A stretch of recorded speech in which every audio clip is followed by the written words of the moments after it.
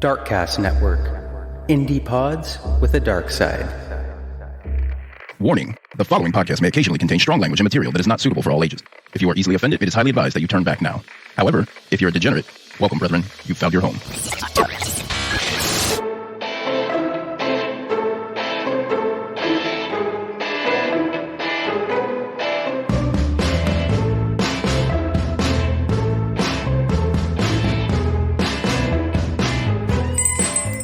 Welcome to the Crime Diner. We are a Jersey podcast, and on the menu is a variety of true crime, cults, mysteries, historical hilarities, and sometimes victim stories. We do this within a Dinner with Friends theme. I'm Nydia. I'm Dana. I'm Cindy. Last week I shared an interesting story about a cowboy impersonator. Is that what you would call it? / bank robber. Yeah. I talked about Cowboy Bob or real Texan. Peggy Jo Tallis. Yes. And or some may say Patty. I literally called her Patty the entire episode. Yeah. You may not have heard it because Dana's a great editor. They definitely heard it. Like the first 25 times before we realized. Right. So yeah, I told the story of her bank heists and, and people had legendary bank heists. Some people had thoughts on the fact that we were like cheering on a bank robber and that Cindy's the only voice of reason on this show. I mean, we've never claimed for that not to be the case. Never. I've always said that my moral compass is very, very twisted. It's off. Sure. It's off. It's pointing west. It's pointing west. Yes. Yeah. This week we are it's not a victim story, but it's a victim adjacent story. Sure. We're taking a different turn, I think. Yeah. I don't usually like to talk about stories that are recent in the news. Right. I don't like it, especially, first of all, because it's all too new and it seems exploitative, I think. Yeah. I don't know if that's a word, but it feels like the right thing to say. I don't like doing that. I like to wait till the cards fall and, we have all the story. But this story is still playing out. I mean, he was just indicted on the 17th. Okay. And I believe his trial isn't until October. So we're talking about the Idaho college murders. Mm-hmm. And as much as I wanted to avoid this, it came to my attention that we know somebody who worked at the school. Yes. As all this was unfolding. And in talking with her, she just brought up a lot of things that you maybe don't think about, because you're not there. You're just hearing everything from the news, certainly, right? Yeah. Clips and things like that. But this story, I kind of avoided it because even watching it on the news or anything. So I would have made a perfect juror for this because I didn't really know anything about it because I wanted to avoid it. Because as we know, we both have kids that age. Yeah. And kids going to college, you know what I mean? And so it just hit so close to home, you know? But also, you've boycotted all things news. I boycotted all things news. There's nothing really positive out there. Right. So, it just stresses me out so much. And I can't say that how much this stressed me out. Because when it comes to our kids, obviously we're on guard about it. Sure. Yeah. So we're going to talk to our friend Jamie. Yes. Who worked at the school at the time. And we're going to get her. First, I'm going to tell you the whole timeline of it, and what we know and what we've heard and what has come out. Yeah. Because everything is hush-hush right now. And we're going to get her to, chime in and... We're just going to discuss the case. Exactly. Yep. And, from someone's perspective that was close to it. Exactly. Closest to it, I guess. First, you know what comes? Yes, I do. The food. Let us pray. Let us. Bless us, O patrons, for these thy gifts which we are about to receive from thy donations through Patreon every month under the power of the V Podcast. Cult. Oh my God. Yeah, steak. That's a big old piece of meat. Steak and potatoes. I just said piece of meat. I think you're having a stroke, honestly. I really do. Because I was listening to the words you were saying last week and you were editing. know. Every word, almost like a word from every sentence was wrong. You said wrong, yeah. And I was like, I think she's having a stroke. like a slow stroke is happening. Slow stroke. That's a big piece of meat. It's a huge piece of meat. And the potato, I ain't mad at it. No, we're not mad at a potato. Have you ever been mad at a potato in your life? No, never. I have been, but I know. Why? What did the potato do? I don't like scalloped potatoes. Really? Scalloped potatoes? Don't like them. Huh? Dana's just weird about potatoes in general. I don't want your weird shaped potatoes in my mouth at all. But that's not the point of this. No. Also, the greens. I can get down with the greens. Yeah? Yeah. All right. steak, greens, and baked potato. Yeah. I don't take anything on my baked This potato. is a real Thank you. Midwest meal. No? No. My dad always made our baked potatoes for us, and he would like put the butter and sour cream, whatever, and then he'd be like, "It's Daddy's special." And the other day, I had a baked potato, and I texted him a picture of it, and I'm like, "Look, I wish you were here to make me a Daddy special." And he goes, "Make it yourself." What an asshole! I was just trying to like open conversation with him, you know. He's like, "You can make it yourself." I said, "Well, break my little heart."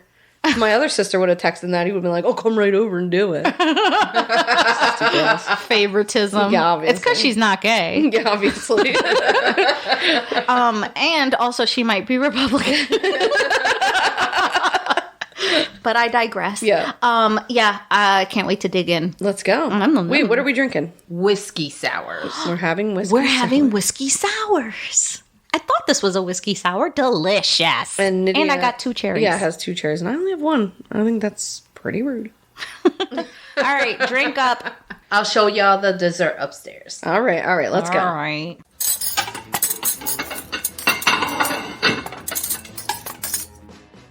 What'd you think about the steak? It was so raw that it still had a beating heart. Yeah, that's how I like it. Yeah. It was, you poked it and it like scampered off the plate. Yeah. I had to stamp on it with my fork and drag it back in. Yeah, that's exactly how I like Yeah. it. It tasted very rosemary, like a punch in the face of rosemary. Really? Yeah. I used a steak rub that I had it's one of my more favorite ones that I have. It was very And good. It's just so good. Yeah. But yeah, I know y'all love a nice rare steak, and I do. think Nydia's was bordering blue. It was raw. Blue rare too. instead of just No, rare. mine was too, I but put like it on like that. I put it on the cast iron for like 3 seconds on each side, and then plated it. That was it. That was all I did for Nydia. The other ones were cooked a little bit longer. All right, so if I die of dysentery tomorrow, you know where it came from. That's right. Especially if you just shot it. So, I mean, that's the whole point. You take that risk when you ask for rare. That's right. Well, I asked for rare, not raw. Just stop it. It wasn't raw. Anyway, it was good. Then I threw greens on it. Yeah. Which, you know, I skipped E. coli. Don't waste your time on greens. Well, I Nobody had has greens space for on that. it. I had greens on it, just, you know. And nothing on your baked potato. Nothing on my baked potato. You're It was, lame. it stood alone. It stood by itself. It stood by itself. Shit. Like, Not me. let the flavor, let the potato flavor come through. No, not me. I had all of it. Butter, sour cream, bacon, cheese, all that. And then she sucked the skin. Listen, shut the fuck up. Because they put all this salt and deliciousness on the skin, but I don't like the texture of the skin, so I just on the skin. Oh, and the skin was crunchy like a chip. Yeah, it was. Yeah. Crunchy. Danny's method of making baked potato is rubbing it with olive oil. Danny, her wife. Yeah. Danny, the wife. And then putting thick, coarse, kosher salt all over it Mind and you- baking it. Cindy that's- did no cooking for this podcast. What else is new? Hey, your rare ass steak came from my hand. So she didn't. Again, so she didn't cook. Well, I didn't cook your dessert either, but I did put effort in that. Tell the listener what the dessert was. It was an ice cream baked potato. It sure was. Yes, it was. Complete with pat of butter. What was that? That was a Starburst. And little like chunks up of frozen Twizzlers. Twizzler bacon. Bacon bits. Bacon bits, yeah. Yeah. And green sprinkled chives. Yep. Yeah. Did all of that for It y'all. was so good. Yeah, it was vanilla ice cream, and it was like she froze it in cellophane or whatever, saran wrap. Okay. And then rolled it in Cocoa powder. to make it Yeah. look like a brown skin. It was very cute. It was very, very, Very cute. And you fed me a bite. That was fun. Yeah. That was it fun was delicious. for We're married now. me. Yeah. There's a video that'll go up about it, and that came from our guest. Gave me a few ideas. Actually, the whole dinner was our guest Appreciate you. creating it. I thank you. So, do people in Idaho eat raw steak? They just shoot it, and then Yeah. they just eat it right there in the middle. Take a fork and drag Yeah. it into their Yeah. house. That's kind of what I felt Be like. a little bloody.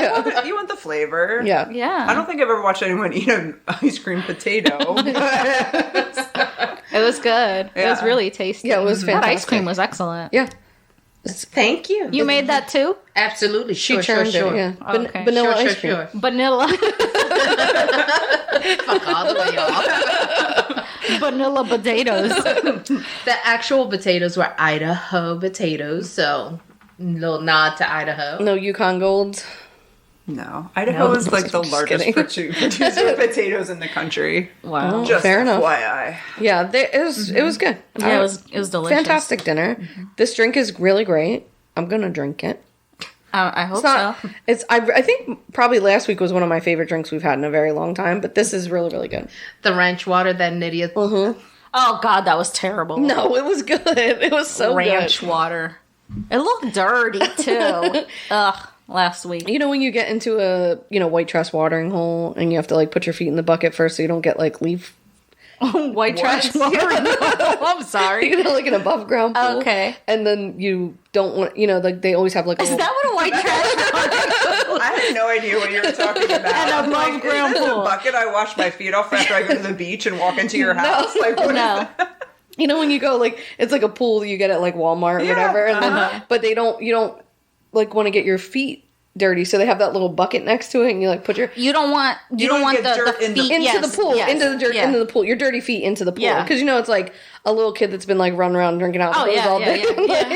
His like feet are like black on the bottom, so you like Yeah. stick it in that like warm water bucket that's like on the side of the That's what the Yeah. color of the drink was. Anyway, that was a No, long description for that. To me, it just looked like soapy water. So like.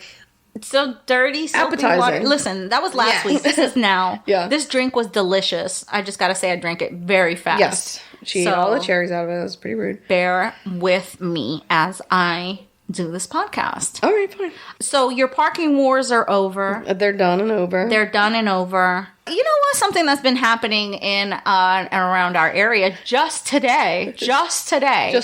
The fucking a truck hits an overpass. No. I don't think so. I don't think it hit the overpass. It just caught on fire. A truck caught on fire under The overpass on I-95. on I-95, our major highway leading from Philly and 2. And Sure, yeah. the fucking whole road collapsed. But the thing that I find crazy about Pennsylvanians and New Jerseyans is that they see the road on fire ahead. Yes. They know it's a bridge. Yes. And they're like, fuck, I don't want to turn around and drive another hour in this traffic. Well, I mean, and they just fucking take that chance. Yeah.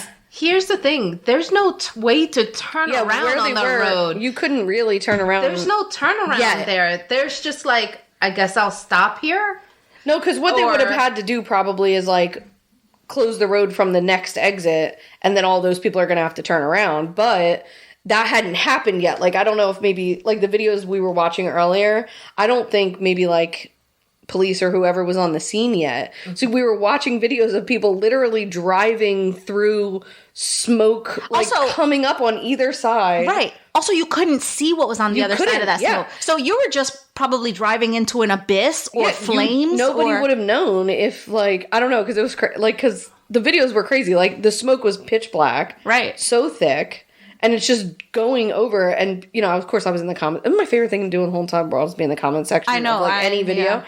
And so people are like, you guys are so stupid. I can't believe that you're driving so slow because you're so nosy. And then people are like, no, they're like not sure if it's worth risking their life to go through. Right. And people they were just driving, bro. They were Yeah. just taking the chance. I'm like, fuck Yeah. that. Yeah. I'll sit here, I think.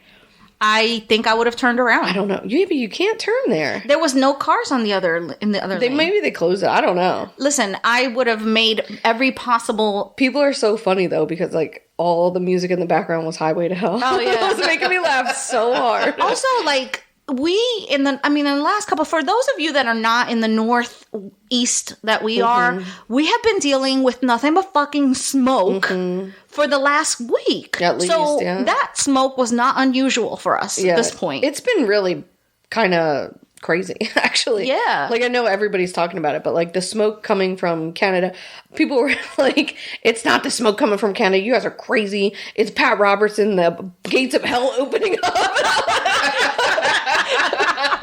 I was like, oh God, I fucking love people.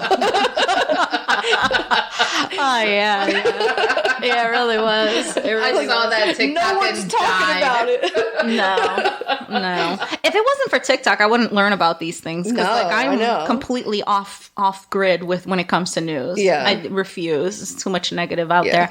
But one thing that hasn't been in the news is like, I don't know if you guys, unless you are a patron, you wouldn't know this, but I have a neighbor who faked their death and was imprisoned, and now they got caught. Yes, and now they're out, and it was. I feel so weird about talking about this. I'm not going to talk about this on the show. I'll talk about it on Patreon. I'll talk about it on Patreon. But fuck, man, the crime that dude got convicted of, he now went back into, and I'm like, the fuck? How?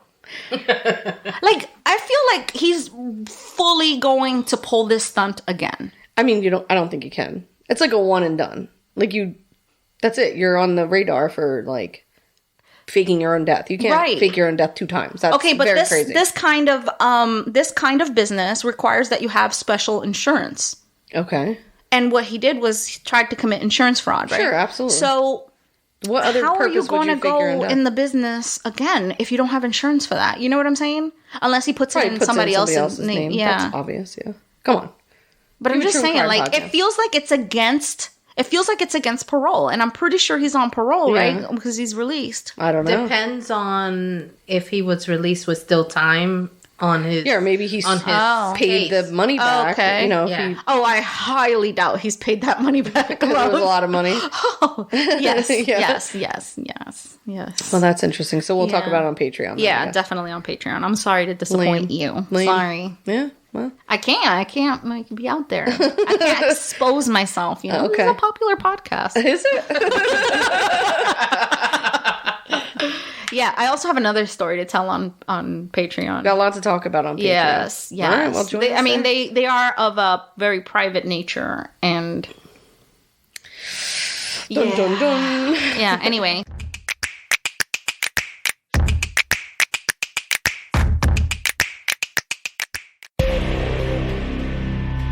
Hey, this is Whitney. And this is Melissa from Cults, Crimes, and Cabernet. We wanted to share some exciting news with you. On our journey of navigating advocacy through this true crime space, we believe that the name Cults, Crimes, and Cabernet no longer reflects our position on ethical true crime content. As much as we have grown to love our original name and our journey to get here, our evolution from that first glass of wine between friends to meeting with family members, survivors, and fellow case advocates has forever changed our stance. We're committed to amplifying the voices of victims, survivors, and experts who are fighting for justice and change in the criminal justice system. We're here to empower you to also become advocates for change, no matter where or who you are. That being said, we would like to introduce you to our new name, Navigating Advocacy. We invite you to join us in navigating advocacy through the murky waters of true crime. Let's make a difference together. We'll see you next week on Navigating Advocacy, available wherever you get your podcasts.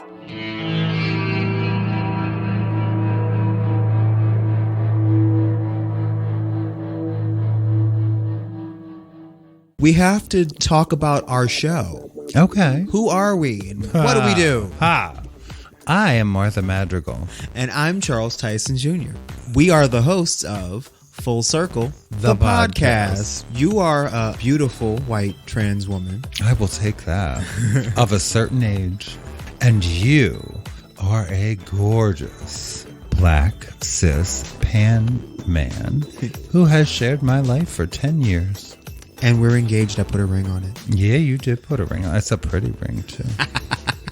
Now we have a podcast. Yeah, there's not much we don't talk about here. It's true. We talk about LGBTQ issues, headlines of the day. We talk about fun things too, like movies and music and television and pop culture. Mm-hmm. And we talk about what it is to be black in America and what it is to be trans in America and how those things intersect and collide. And child, it gets interesting. And you can check us out every Tuesday wherever you get your podcasts. Because once again, we're Charles Tyson Jr. and Martha nothing magical, and this is Full Circle, the podcast. Are we done now? I think so. Okay.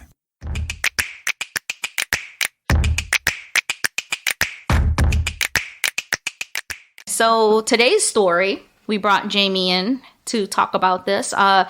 Jamie is a New Jerseyan who transplanted herself somehow in Idaho. And Much like a potato. Much like a potato.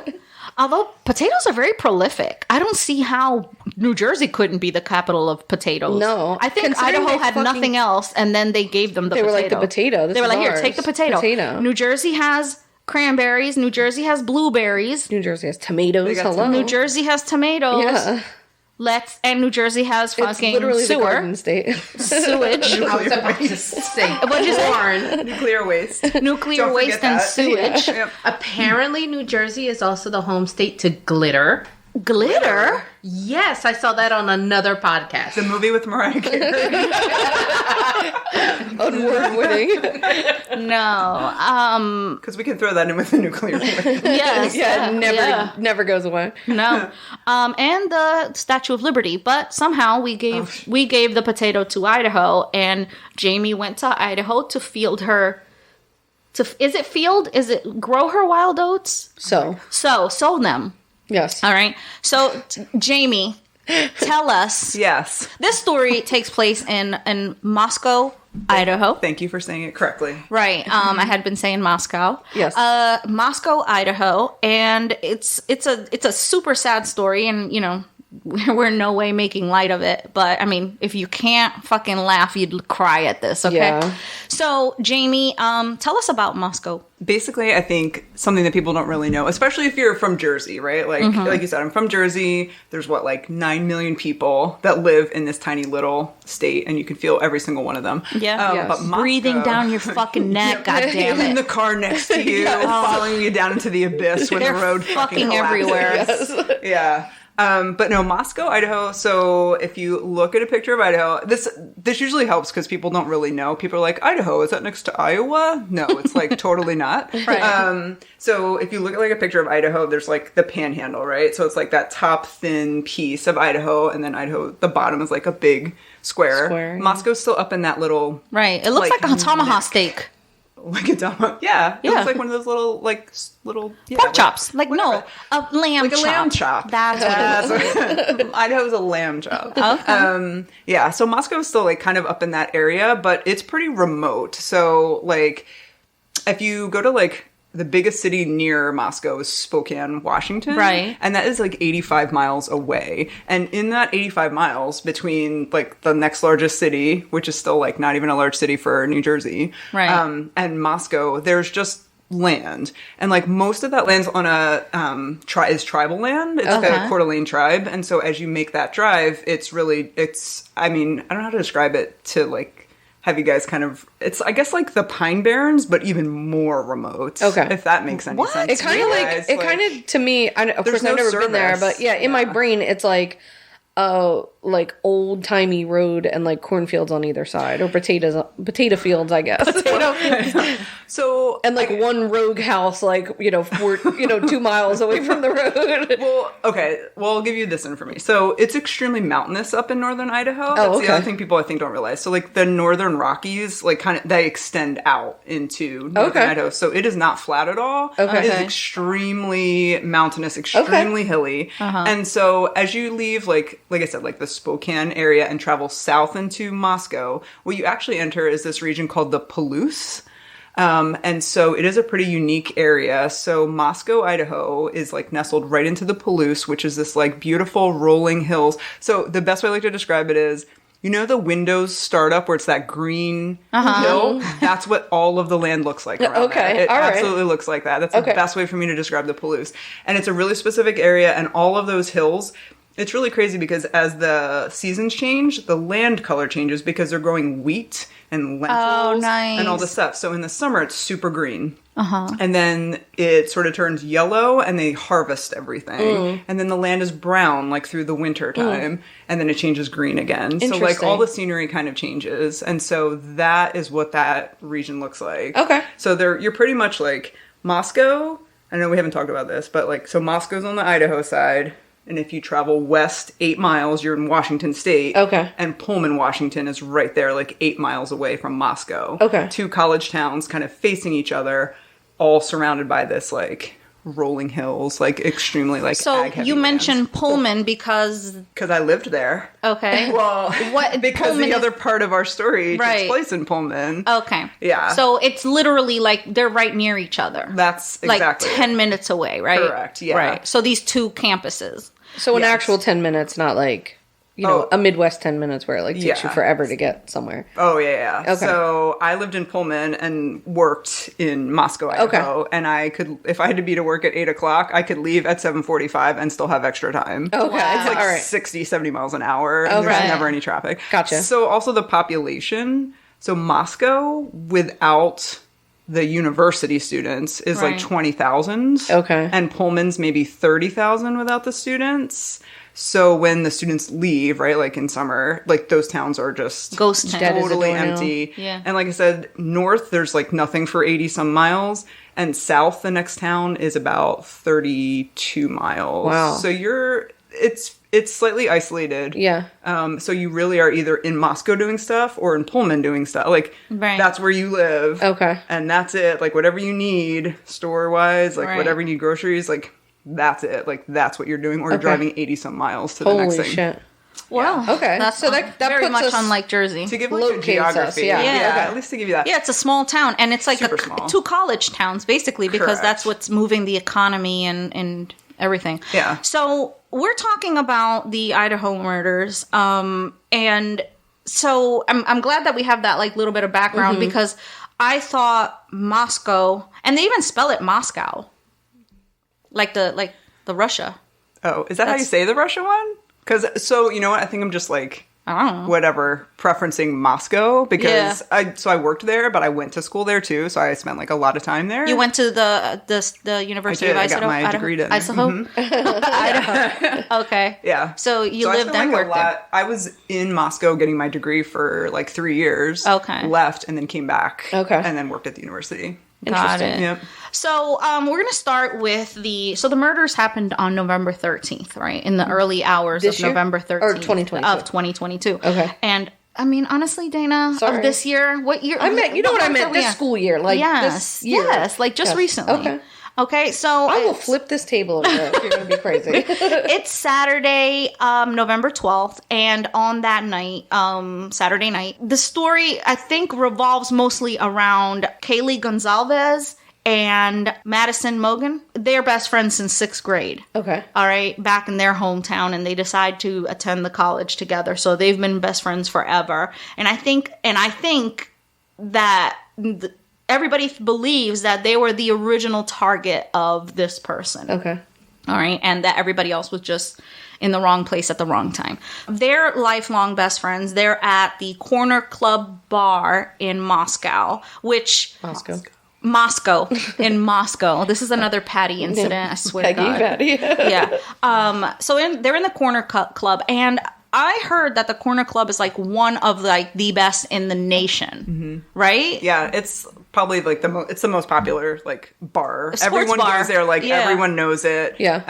And it's like at the like farther end of town, but really, I mean, you could walk everywhere there. Right, Like yeah. that's a good way to sort of think about it. But yeah, the Corner Club is like It's it. It's like the place. the local spot. Right. But it's like, I was not just college people, just Yeah. also the locals of Moscow, because it's such a small, like tight-knit community. right. Yeah. People just kind of gather there. Like that is the spot. Yeah. And Right. It's tiny. So- It's a tiny. Is it? It's a tiny bar. Mm-hmm. Yeah. So they're there because Gonzalez is 21. They're 21 years old. So they're there just hanging out, doing their thing. The other 2 victims, Ethan Chapin and Xana Kernodle, they're dating. They went to the Sigma Chi. They're like a formal event. Okay. For their sorority. It was the fall party or whatever. Right. For the fraternities and sororities, like that weekend. Right. Like I think it's called like the Betty Ball or something like that. Oh, I forget what it's called. There's 2 other roommates that are in the house with them. So it's 5 girls living in a house. Okay. The boyfriend, Ethan, just happens to stay over. Okay. Everybody goes out. They come back, and now it's 1:40 a.m. At 1:40 a.m., the 2 girls, Madison and Kaylee, they are seen on video at the grub truck. And they're grabbing some spaghetti Street carbonara or something. No, they're like, after all these, this is like I thought it was a really cool concept. It's a food truck that opens after every other place is closed. Nice. And then they live stream on Twitch. So That's they live cool. stream the whole night. Yeah. You know, of people who are drunk and ordering food or whatever. Yeah. So the 2 girls are seen. They're not drunk per se, but they're eating. Yeah, and after going out, they're with their bar friends all and stuff night. like that. They get a ride share back at 1:45 a.m. So they get home like around 1:45. So does Chapin and Kernodle. So they're all home by 2 o'clock in the morning. Like I said, Chapin doesn't live there. He's just staying over with his girlfriend. All right. So the murders are believed to have happened sometime between 4 a.m. and 4:25. Probably closer to the 4:25 than the 4 a.m. because at 4 a.m. Kernodle orders DoorDash. Oh, shit. And so she does receive food at that time. One of the surviving roommates wakes up around 4 a.m. because she heard from upstairs. So this is a 3-level home. Okay. And it's built on a hill. So the first 2 levels are seen from the street. Right? Okay, yeah. The second floor and the third floor are seen from the street. Okay. But from the back is a sliding door, and that gives you access to the second and first floor. Okay. So the back of the house starts at the second and first floor, but it goes, it also goes down into the hill. So it's really 3 levels. So the roommate that hears... So this is all happening on the second floor. The roommate that hears the commotion upstairs, she thinks, and this is at 4 o'clock in the morning, she thinks that Kaylee is playing with her dog. She has this like Labradoodle that she shares with her ex-boyfriend, Jake. Okay. But they're on and off again, so they're not like broken up. They talk all the time. Yeah. So anyway, it's a commotion. Okay. There's a commotion going on. It's 4 o'clock in the morning. At the same time, they're getting the food from the from the DoorDash or whatever. Yeah. So, and I think she gets up and she's just like, "What the fuck is going on upstairs?" You know what I mean? But there's a commotion. A short time after that, she says she hears someone say, "There's someone here." Now, if you think about it, Kernodle is in the bedroom right next to her with her boyfriend. And that might have been Kernodle. But she thinks that it's Kaylee that said it. That there's someone here. Okay. She's like confused, all right, about She's what's sleeping, happening. Right? She just woken up. Right? Yeah, right. All right. Then after that, she says that Kernodle was on the phone at 4:12 a.m. Watching TikToks. All right. She looked out the bedroom again. The girl that I'm talking about that's reporting all this, one of the survivors, is Dylan Morganson and Bethany Funk. I think Bethany Funk was in the first floor I didn't sleeping. know any of those names till you just said them. Okay. Yeah. Guys, they didn't release them for a really long time. No, they did in the beginning. Sure. In the beginning, and then they started cutting things out. Yeah, Like okay. the first 911 call, they recorded that. And I'll tell you about that later, but they have since, you can't find it anywhere. Okay. All right. And they've started to take out their names because, they're getting a lot of backlash for this. And I'll tell you why. But, so she opens the door a second time and she hears crying coming from Kernodle's room right next door. Okay. And, she hears a male voice say something to the effect of, "It's okay, I'm going to help you." Now, it could have been her boyfriend or it could have been the killer. Okay. Her boyfriend was 6'4", by the way. Like, he wasn't like a shrinking violet kind of thing. You know what I mean? Okay. He wasn't like a little, noodle kid like our kids are. Yeah. You know what I mean? If my kid was like, those sit down. Yeah. It's all those potatoes. Yeah. So, and interesting fact, he was a triplet. Yeah. Okay. He's And from his Washington, actually, I think. Yeah. Mm-hmm. And his brother and sister both went to the same college, too. Wow. Yeah. So anyway, "It's okay, I'm going to help you." Now, it's unclear whether it was him or whether it was the killer. Okay. All right. But I think that it was him. Because him leaving the room got him killed. And you know what I mean? Like. Okay. So anyway, she opens the door. She hears the crying. Then she sees a man walk past her, like towards her, in a freaking mask, like a what is that called? The ski mask. It has a name. I want to say baklava. Clava. A balaclava. A balaclava. Thank you, clava. A balaclava, right? Yeah. But I mean, this is like in the tail end of COVID. So, but it's still like, okay, so he's all dressed in black. He's coming at her. Okay. She's fucking frozen. She's just standing there like fucking frozen. He doesn't see her? He sees right past her, walks right past her, and goes out the side, the door, the sliding door, and leaves. She, for some reason, closes her door and goes back into her room. This is at 4:30 in the morning. Mm-hmm. She doesn't call the police until noon the next day. Shit. But she was scared. Yeah, I mean, everybody says, "Oh, I'd do this, I'd do that." So it's hard to say what you would do. Did she stay in her room until she stayed in the room with the door locked the whole time.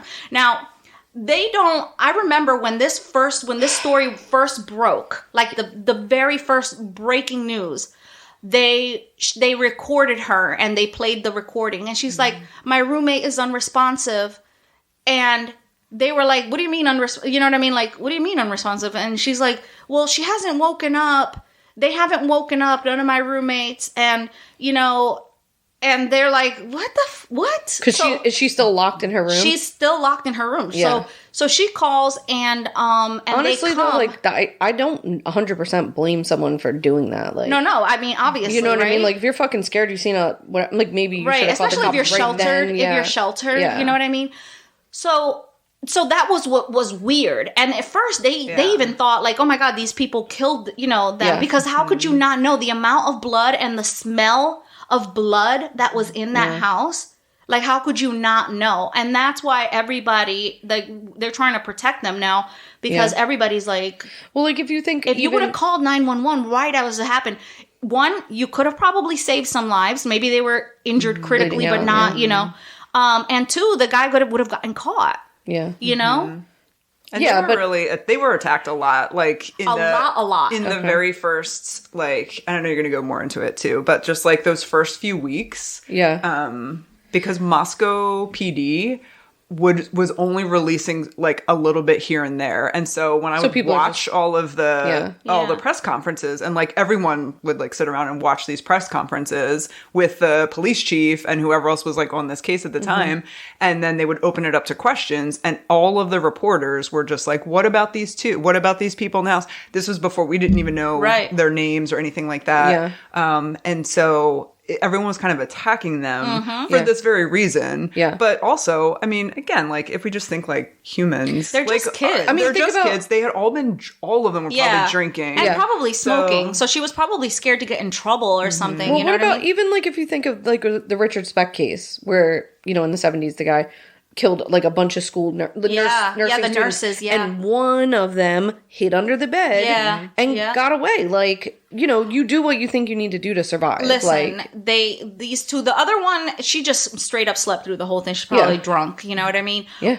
But guilt or not, you're alive. Yeah. You're alive, and you're alive to testify. And also she has to live with like every decision that she made. Yeah. So like that fucking sucks too. Hell yeah. So listen, I can't say what I would do in that case. I would probably fucking freeze too. Yeah. So anyway, she says that she didn't recognize the man that entered, but she describes him as being about 5'10", slightly taller, not very muscular, but athletically built, and bushy eyebrows. That's what she remembers, the bushy eyebrows. So about 4:17 a.m., a security camera that was about 50 feet from Kernodle's room picks up the sound of a barking dog and distorted audio of what sounds like voices or a whimper, followed by a loud thud. This is like according to the documents that they've released, all right? And I'm using abcnews.com. I'll share the links in the thing. So this was at the morning of November 13th. According to the initial reports, the person that gets most attacked was Kaylee. She gets like viciously attacked. Okay. And that makes investigators believe that she was the original, obsessive, the original target. But it's interesting because her best friend, Maddie, and Kernodle, Xana, used to work at a vegan restaurant, The Greek. Oh, yeah, the Mad Greek. The Mad Greek. Mm-hmm. They used to work there, and he was vegan. And I'm talking about Brian Kohlberger, which is the alleged killer. Okay. Right? And I'll tell you about him. But she they both work there. So they're like, well, how the hell did he meet them? How did they become targets of his obsession, of his... Yeah. So that was their connection. But that's also the thing I was going to say, like, so the towns are so small. Right. Even Pullman. So Pullman is larger, but... I mean, it's tiny. And again, everyone kind of goes back and forth across. There's just one road that goes between Washington and Idaho. Like, yeah. And that's it. Like, you're traveling between that all the time. And then Moscow, Idaho, so Mad Greek, where they worked, was on Main Street. The best way for me to describe Main Street, Moscow, is the most perfect, idyllic, cute little town you could imagine. Main Street is full of cute coffee shops. Yeah. There's an old theater, like from the 1950s, that they've restored and show like tons of movies. There's a big marquee up there. It's called the Kenworthy Theater. It's awesome. Yeah. And then like that place where they worked is right down the street. There's a bagel shop and a Greek place and the pizza place and just all the cute little stuff. There's a couple bars. There's not a ton of bars in Moscow. Yeah. There's some, and that's where everybody kind of goes. But it's just this very, like, Main Street Moscow is just tree lined, and everything's dedicated to the university because that university is the town. Right. Yeah. So when you walk down the street, like, there's like, go Vandal. There's always signs. If it's Parents' Weekend, there's always stuff up. Oh, everything nice. is very geared towards that. Yeah. It's a college town. It is 100%. Like, if you think of like a New England cute college town that just shifted over to Idaho and that like super cool mountain, like hilly area. That's exactly what it's like. Cool. It's really beautiful. It sounds picturesque. Yeah, it's really cool. So the two roommates call friends over to their house because they thought that one of the victims on the second floor had passed out and wasn't waking up. Okay. So they're still very... So they called a friend, not a police. Yeah. Okay. So at 9:58 a.m., 911 gets a call from one of the roommates, and they're requesting help for an unconscious person. So they think that it's like a drunk person or whatever. No, and there's blood everywhere? Yeah. Okay. But they're probably just seeing the feet poking out of the bathroom. Oh, okay. You know what I mean? Between the bathroom and the bedroom, because there's like a bathroom, there too. And they probably just see the feet poking out, right? And think like they're too scared to go up to them, and they think that, oh, it's a passed out person. They haven't woken up. They're still innocently thinking. Yeah. See, this is the whole thing. Like, this child must have been so sheltered to think, like, first of all, there was a guy in your house. Yeah. What makes you think that they're passed out? You know, anyway, the police were very confused when they got there, and they were like, oh, come again, ma'am? Like, this is a dead person, you know what I mean? But, so anyway, so they were discovered, the bodies were discovered, and there's video surveillance of this Hyundai Elantra that speeds away from the house. And they noticed that the car had been there 3 times before, and then the last time was at 4:04 a.m., and that, they noticed that this car is speeding away around that time. They traced the car, and they realized that it travels back to Pullman, Washington. And since Jamie is saying that it's one road, they probably just traced it all the way back. Cameras as it passes by. Right. So there's an interesting thing about the car. The car doesn't have a front plate. It has only a back plate, right? Okay. So they track it down to Brian Kohlberger. They noticed that his phone was tracked heading to Moscow, but right before the attack, his phone was off from 2:47 a.m. to 4:48 a.m. They had him right away. Mm-hmm. The police had him right away. But if you notice, like, the news were like, oh, we don't have any suspects right now. They played it very, they played it very hush-hush. Mm-hmm. So this is the time that Kohlberger, they're saying, concealed his location by either putting his phone in airplane mode, or just plain old shutting it off, because he had knowledge of the system. He was studying to be a forensics, or no, not forensics. He was a something with criminology. But he was like a PhD in criminology. Yeah. Mm-hmm. Sure. So, yeah. And what's funny is that right before he committed these murders, he applied for an internship to work with a rural police department. I heard this. I forget about it. I don't know specifically what it was. It was in PA, I thought, though. Yeah, but he was in Idaho. He was trying to work with like very small police departments to help them collect data on, investigative data and things like that. And I'm like, this motherfucker was setting himself up to like really be the greatest serial killer of all time. Like fucking Dexter or some shit. Yeah. Then why jump the gun? That's the thing. Well, Everybody's like, if he really did do it, why was he so sloppy about it? Well, they have other... So, talking about the phone and, like, the driving or whatever, I don't know if you have that, but... So, he had staked that out. So, they've got hits off the tower out there from, like, weeks prior to the murder. Yeah. Of him going back and forth. Yeah. A total of, like... And like just 12 or 13 times. There's like a lot. Yeah. And they believe that he had been inside the house before. And prior to the whole thing, I think like 8 months prior to the murder, and before police believed that he was even in the area, because he was doing his PhD. He started his master's degree during COVID, and it was all online. And he was signed up at the University of Washington or whatever, in Pullman or whatever. But they don't know that he was in that area. He could have been anywhere because it was all online. But next door to them, to the crime house, not next door, but like right in that area on the same street, somebody broke into another college dorm, stole some girls' like underwear, like messed with their stuff. Yeah. And he had been doing this on and off throughout the years, right? He did it to one of his students. No, it's a fact. Oh, okay. Because he even installed security cameras in her house. Oh, shit. But he had the password to it. Oh, one of his friends from college in the PhD program, he had broken into her house, allegedly had broken into her house, and planted a camera. No, broken into her house, messed with her stuff. Then she comes home and she's like, somebody's been in my house, somebody's messing with my stuff. She calls him and she's like, oh my God, somebody's been in my house, blah, blah, blah. And he's like, I'll help you out. I'll install some cameras in your house. Oh, shit. And it was him, the fucker.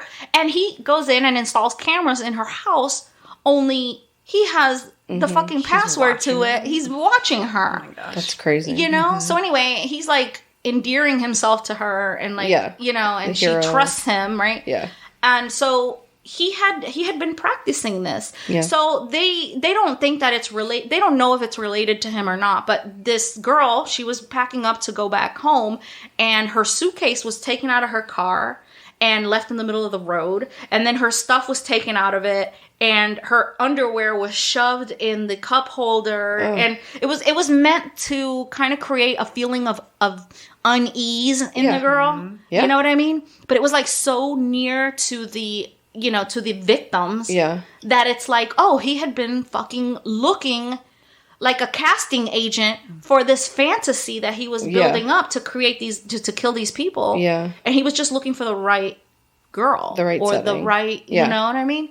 And make it perfect, because he had been planning. He bought the knife that he used as a murder, allegedly, that he used as a murder weapon. He had bought it on Amazon like weeks before he actually went through it. So, you know, he was planning it. All right. So he was also very knowledgeable about where they slept. So they think that this was a party house, you know, sorority party house. So they think that at some point he must have come into the house.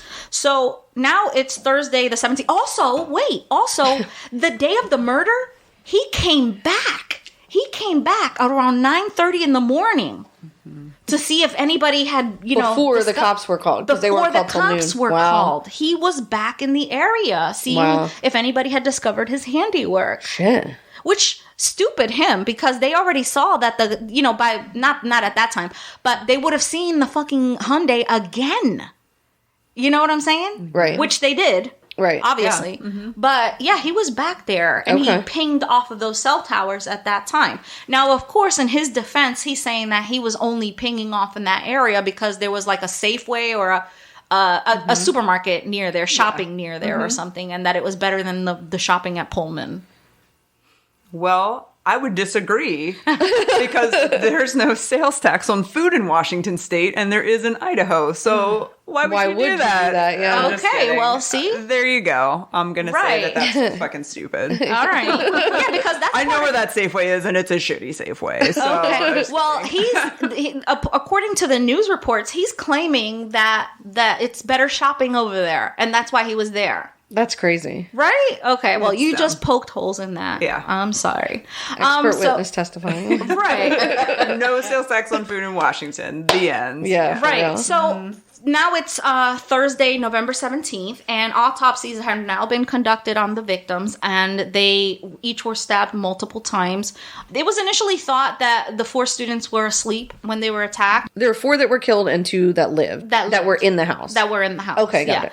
So initially it was believed that Kaylee and Maddie were attacked while they were sleeping, because there was no signs of sexual assault or anything like that. But I believe Kaylee had defensive wounds. She tried to fight, and she had the worst of it. So, and because of the victim downstairs, not the victim, the survivor downstairs, she was like, oh no, they were wide awake.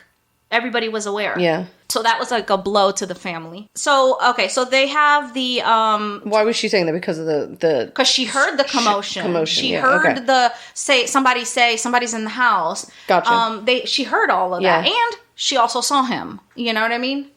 So she knew that they weren't awake. She heard Xana crying. You know what I mean? Like, there was things. All right, so on November 28th, Kaylee Gonzalez's father, Steve, her parents were divorced. He came out and he said that, I guess he came out in defense of the survivors, Bethany Funk and Dylan Morganson. Dylan Morganson was the one that saw everything. Okay. All right, so I guess he came out in defense. He said that the students died quickly and they did not bleed for hours. And so a 911 call earlier would not have saved them anyway. Okay. You know what I mean? Yeah. Just, I guess, to kind of just... Because, like, I mean, that's very kind. A kind thing to do. Right. But, like, if I was the mom of that kid, like, I would be like, I'm glad that you hid if you felt like that was what you needed to do. Like, it sucks, but I am... Right. Like, there was something there... You know what I mean? Like, she just completely shut down. Yeah, it's fucking scary, I bet. Yeah. That's fucking scary. Yeah. Like, and they're children. Like, they're just literal children. Like, I'm sorry. I think a big piece, like, to kind of consider. So I know that Kaylee and Maddie were from the same area. So they were from the Coeur d'Alene area, which is, again, so just straight north of Moscow, like 80 miles north on the Idaho side. So like if you're looking at Spokane in Washington, Coeur d'Alene is directly across from there. Gotcha. And so they're from there. And so that town is definitely larger than Moscow, but 100% like there's not murders there. There's not crime there. Yeah. People do not lock their car doors there, even now. And that town's kind of grown. So I think just kind of keeping, I don't know where the two, like Dylan and what's the other one? Bethany? I don't know where they're from. I'm going to guess somewhere in Idaho, but I'm trying to say like none of them are used to anything like that. Right. Yeah, they're kids too, right? Yeah. And so like, they're not going to think through that just like because of youth. Yeah. But also just to understand the perspective where people are from. So being from Jersey, you're kind of like, watch your back. Like you're used to having a lot of stuff and you're paying attention. Yeah, if there's somebody screaming, you're like, yeah. Well, when this first happened, I immediately messaged Jamie and I was like, are you okay? How's things going? Right. Is it a serial killer? Because we didn't know what was going on. And she immediately was like, this is a town that we don't lock our doors. That was the first thing she said to me. And she says, this is very scary. Yeah, it probably shook people to their core. It was ridiculous. So, like, not to backtrack too much, but so they released the information the next day. So they were murdered on Saturday night. I forget the date, whatever the date is. In the middle of the morning. Yes. Yeah. Sunday, they didn't release any information about them to the public of Moscow and Pullman. Right. We just knew that there were murders. Like, we didn't know anything. Okay. Monday, they released the names of the 4. And so I recognized them, because the job that I did was student facing. And so I had actually worked with one of those students, like 3 weeks prior to it. So I recognized the name. And again, just like taking into consideration what a small town and what a close-knit community it is. I ran into other people that I worked with that were like, I can't be here I can't be here. Right. And so people were really distraught. So they released the names and they released that this happened, but they didn't release anything about a suspect, if they thought they were there or not there. And so you're living in these small communities and you think to yourself, like, someone is out. Someone is probably still here. Like, if they're still here and they did this, and what's going to happen? And are they going to do this again? Like, all of those things. And so I lived in Pullman, not Moscow. But like I said, it's 7 miles. Right. And he was from Pullman, so it's not And ultimately, Which like, the information. You didn't know, right? I initially. didn't know. Right. But I was really creeped out. And so all of those couple weeks before they got, I was at like 2 or 3 weeks at least. Yeah. Before they said, here's who it is. Like, right. From before Thanksgiving to after Christmas, like New Year's Eve or something. You didn't know. Right. And I lived alone. Like, I was really freaked out living in Pullman. Yeah. And now, like, after we know all of this stuff, like, I was, I lived a half a mile from where he lived in Pullman. And I didn't know that. Obviously. But he was there because if you read some of he came back, he stayed in Pullman for a little while. Wow. Yeah. And then proceeded to trek back out to Pennsylvania. Yeah. But he was in that area for that time. Wow. And it just, everybody was really on edge because... Well, when it happened, the university, like, quickly sent out a vandal report. Like, not a vandal as in vandalizing, but, like, vandals was their, like... Our mascot for the University of Idaho is the Vandals. Joe Vandal is the mascot for the university. So yeah, they do a text. It's like a vandal alert is what it is. So everybody received a text message. Yeah, so it's like a shelter in place. Like, please don't leave your homes, be alert, blah, blah, blah. Stay where you are, right? And so the students were like, what the fuck is going on? So initially they were like, okay, there's been a death, right? So they thought maybe somebody died of alcohol poisoning, the usual things that happen, overdose or whatever on a college campus. Never that, you know? So they knew that it was on King Street. King Street. Okay. So that was where the house was. And so, like, they were, like, texting the victims and obviously no response, right? So it wasn't until later on that they just, released their names after they reached out to the family and everything. So by Tuesday the 29th, though, there was an APB out for white Hyundai Elantras. And the investigators knew that it was between 2011 to 2015 or something like that. So they found the car matching the description was registered to Brian Koberger, but he was at the other university, you know what I mean, at Washington State. November 30th, there's a candlelight vigil. They found the two girls, the two best friends, both dead in the same room. Yeah. And these were girls that were like sisters. And crazy thing is that Kaylee didn't even live in the house anymore. She had moved out. She had just moved out. She was just graduating in December, and she had just gotten a job in Texas in IT. So she had gone home to spend some time with her family. She had just bought her dream car, a Land Rover, the day before she died. Jesus like literally, Christ. she had it like a couple days before she died. I didn't know that, and that car is in a ton of photos. Actually, when you look now that you're saying that to me, I remember seeing that, and that's what was parked in front of that house. Actually, So she had just gotten that. She was just going to start working, and she just wanted to spend like one last weekend with her best friend. Yeah. Because she knew she was going to be away from them. So that was that, So Wednesday, December 7th, police announced that they're looking to speak with the driver of that Hyundai Elantra. They believe it's between 2011 and 2013. And anyone, that knows a person that has a white Hyundai Elantra, please contact the tip line. Right. Now, this is not going unnoticed by Koberger's family. I will tell you that. Back in Pennsylvania. Okay. All right. Tuesday, December 13th. This is now the 1 month mark. They discovered information at the scene. They're saying they're releasing some information. They're saying that they've discovered some information at the scene. They didn't want to say, they didn't want to say what it was. Yeah, of course. Right. But they're doing everything like to clear people. They obviously spoke to the person who did the DoorDash. They, have exhausted everyone in the area that could have come into contact with them. This was not a perfect crime, right? Okay. He left a witness behind, which was Dylan. He did leave a very important information, a piece of the murder weapon, which was the sheath of the knife. Oh, shit. All right. So... in his car.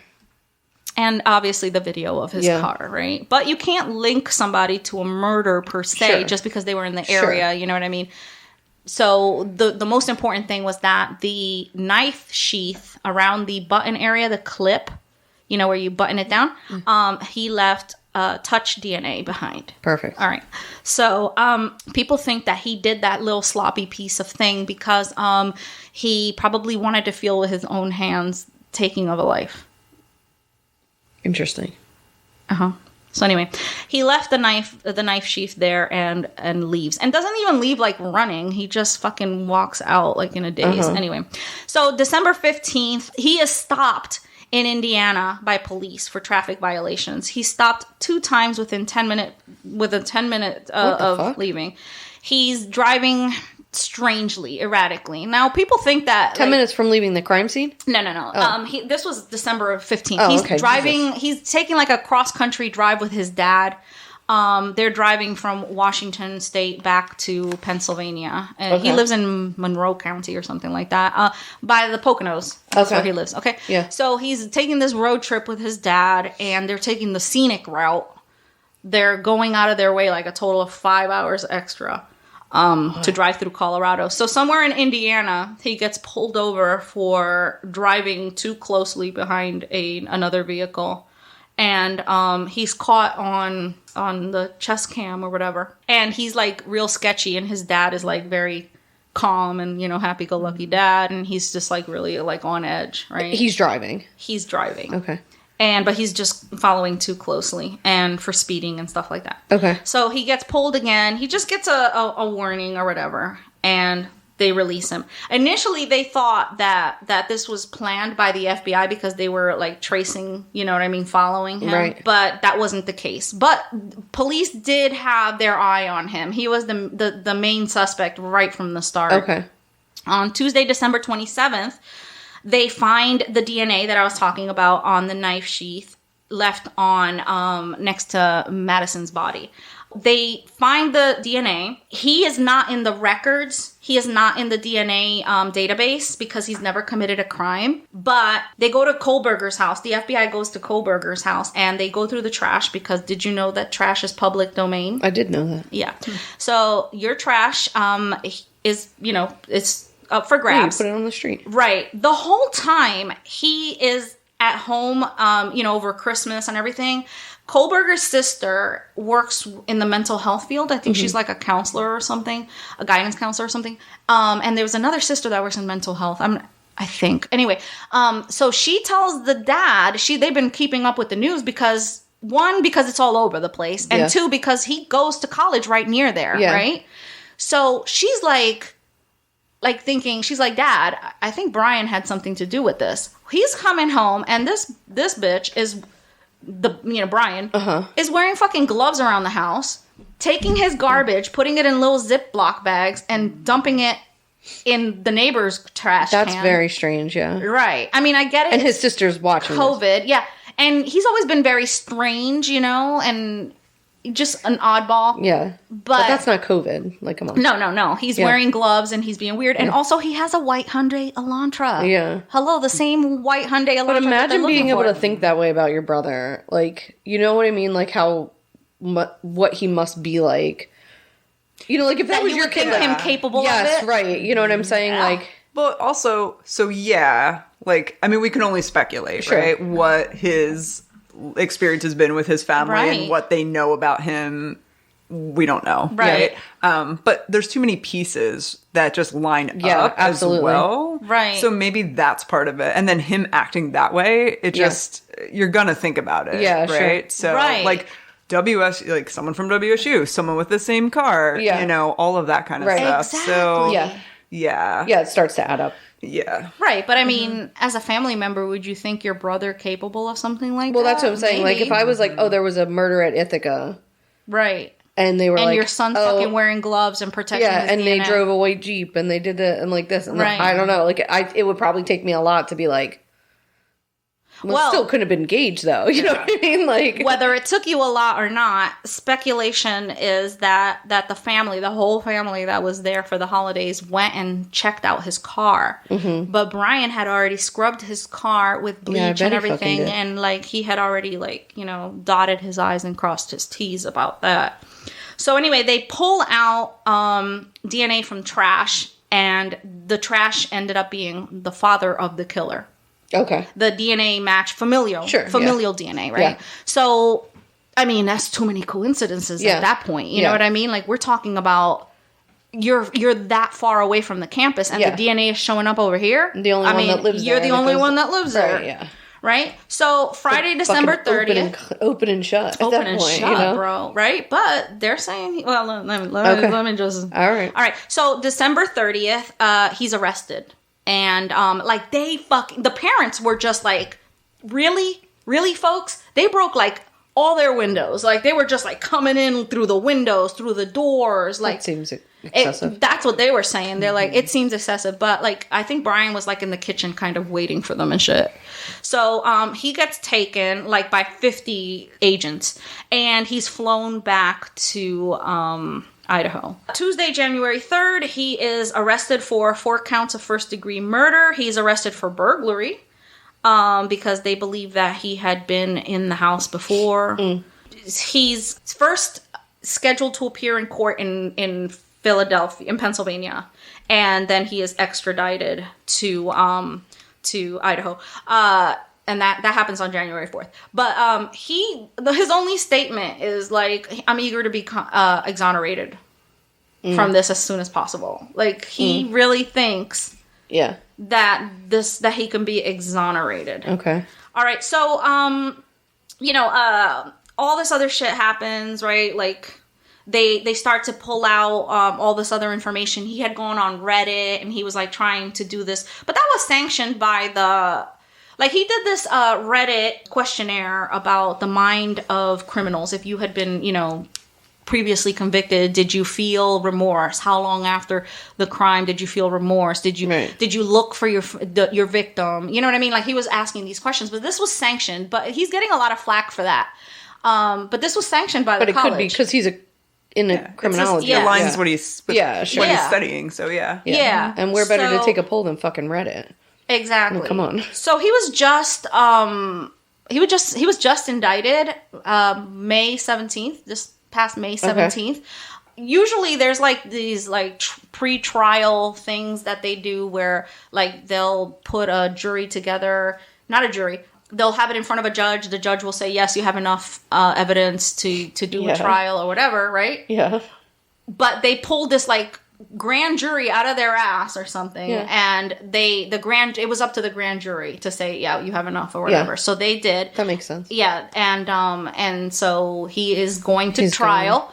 The trial should last about 6 weeks. Now the question is whether they're going to televise the trial or not. He's saying he doesn't want to, so his lawyers are like trying to fight against a televised trial. Yeah. Because he's thinking that he's not going to get a fair trial. Like, so anyway, he didn't plead guilty or not guilty. He just stood up and just fucking didn't say anything.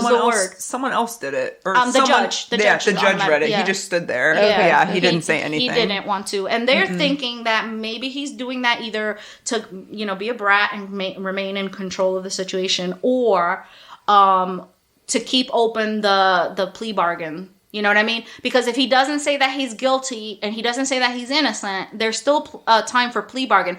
Because if it starts looking bad. Yeah. If he is charged, he could be receiving the death penalty because Idaho's very big on the death penalty. And just recently, they decided to bring back the firing squad. Oh, fuck. Yes. Which I was like, whoa, that's barbaric. But I love it for him. So anyway, I hate you. Yeah, so because with the COVID shortages, they might not get the chemicals that you need for lethal injection. So firing squad it is. Boo the fuck who. I mean, especially for him. That's a lot. So anyway, so he might come October say, I plead guilty and I am going to not go with a trial. Yeah. And if you take off, the firing squad or whatever, but we'll see. He's like, he thinks he can get off. I disagree. Only I don't know. You disagree that he thinks he can get off, or you disagree that he'll get off? I disagree that he'll get off. Yeah, it's just like I was saying. So that he's going on trial there, mm-hmm. and as I kept telling you guys, it is a small community, and he's in Latah County. That is the county that Moscow is in. Yeah. And as I'm saying, like, Moscow's the biggest city. Yeah. And then there's other parts. People live out there. It would be interesting. But it's going to be hard to get someone. Yes. That doesn't know about it. So to find someone not connected to the University of Idaho. So this is something that myself and other people have discussed, like, from that community. Right. We had a hard time believing that they could find anyone in the state of Idaho that would be impartial, because there are only a few large universities in the state, and the University of Idaho is huge. There's a ton of alumni, like, all throughout the state. It is, I mean, people are really, like, they're connected. They're very connected to it. Like, right. I don't know if specifically the 4 students that were murdered, if their parents went to the University of Idaho, but they probably at least 1 or 2 of them did. Yeah. Right. And so there's so many people connected to that university throughout the state. I just can't imagine that they're gonna find people that aren't either A, connected to the university, or B, just, like, so enraged about the fact that this happened. Right. Because yes, this small town, like, these things don't happen, but they don't happen in the towns where they came from. Right. And they don't happen even in, like, the largest city. Like, Boise is one of the largest cities in Idaho. Like, that doesn't happen. Yeah. And so, I think it's just going to be really hard to find people in the state that are, like, impartial to it. Yeah, or just, like, not so enraged that something like that would happen in that community. So I wonder what the next would they move to Washington?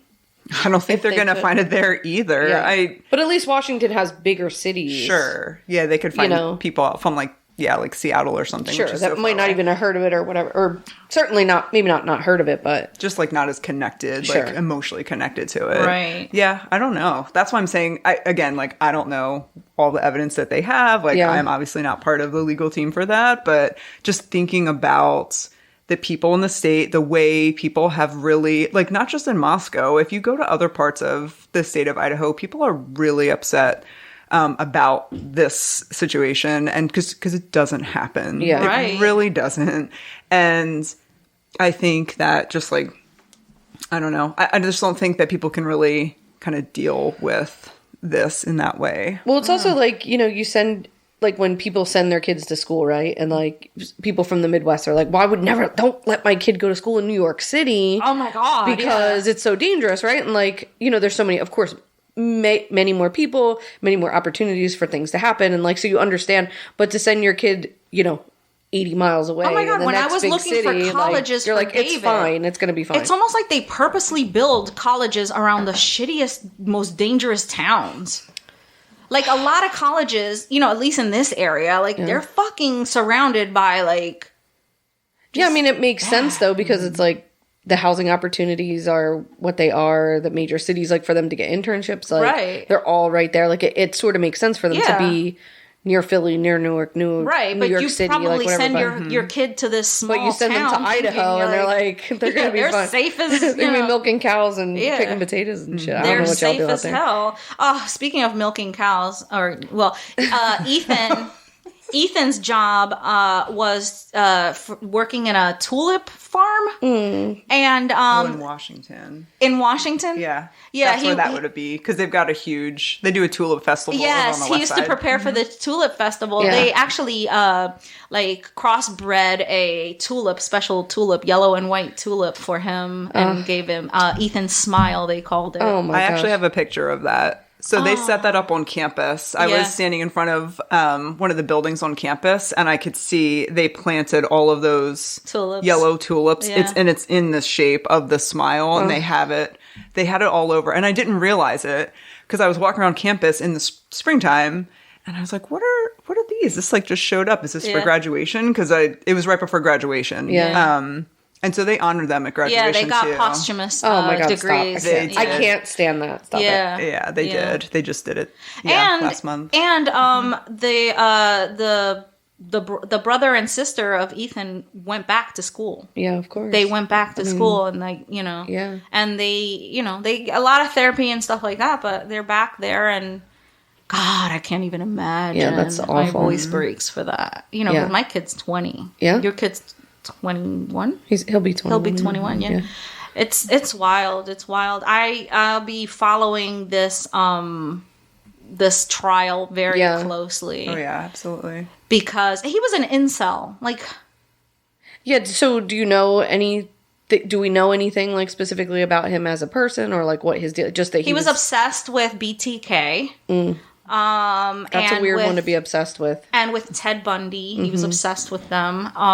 He was obsessed with serial killers in general. He really wanted to get in on how police investigate these things, and which only tells me is like he wanted to see what they're looking for. I think he wanted to be the perfect serial killer. Also, they think that he's connected to a missing woman whose body was found about a year ago. A 45-year-old woman from the state of Pennsylvania that went missing, and they think that he may have had something to do with that. That's interesting. I really don't know. I think just because he was living in that area, it was from his same place of where he lived, that she turned up missing, and they think he was so good at what he did. The stalking and all that they think that it couldn't possibly be like his escalation.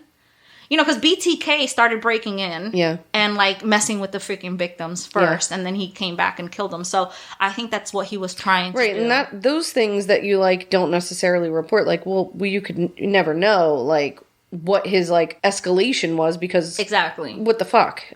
Also, in that house, it was 6 of them. So if something was moved, if something was changed, they would have never noticed. Yeah, they probably thought it was the other person that was doing it. Any of the other 5. Yeah, so he was probably going into the house way before. I mean, he ordered a fucking crowbar at the same time that he ordered the knife on Amazon. He had his own little fucking murder kit. Little kit that he brought with him. Yeah. So his car was obviously impounded. It was literally taken apart piece by piece to find blood. Also, back at his place, they got a warrant for his apartment. They found a spot of blood on the pillow, and they were analyzing that. At his house in Washington. Yeah. Okay. But you know what? They're not releasing. There's a gag order, because he can't get a fair trial. If they keep releasing information, there's a gag order on that.